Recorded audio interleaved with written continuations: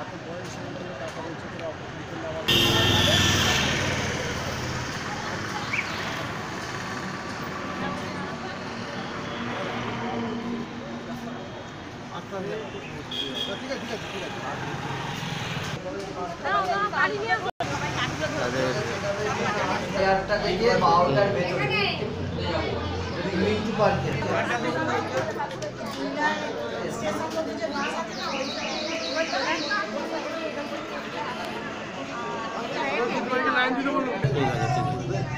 এটা বলে দেবে একদম সেন্ট জনস অ্যাম্বুলেন্সের আন্দোলন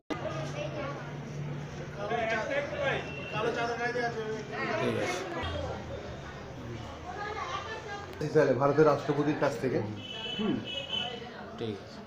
ঠিক আছে ওটাই গেছিল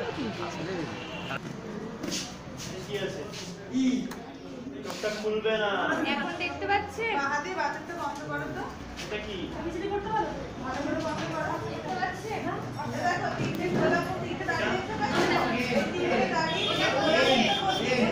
এটা খোলা দিকটা কোন দিকে সেম কোন দিকে বলো ই ডান দিক আচ্ছা আমল মানে কোথাও দেখো এই খোলা আছে তো এটা খোলা আছে কোন দিকে তোমাকে এবিসিডি বলতে বলছি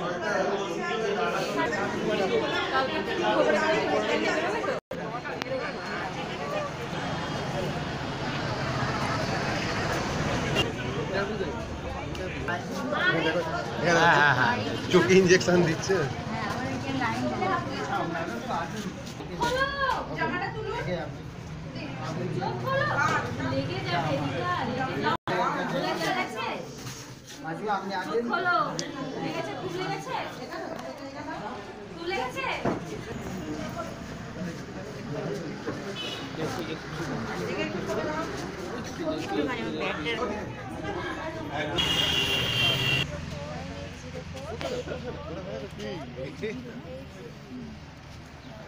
ভালো আছো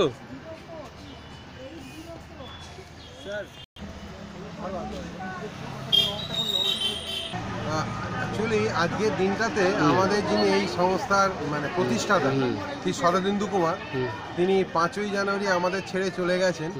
ওনার স্মৃতি রক্ষার্থে আমরা আজকের দিনটাকে 5ই জানুয়ারি চয়েস করেছিলাম, কিন্তু 5ই জানুয়ারি দিন পাইনি বলে আমরা 12 তারিখ করছি।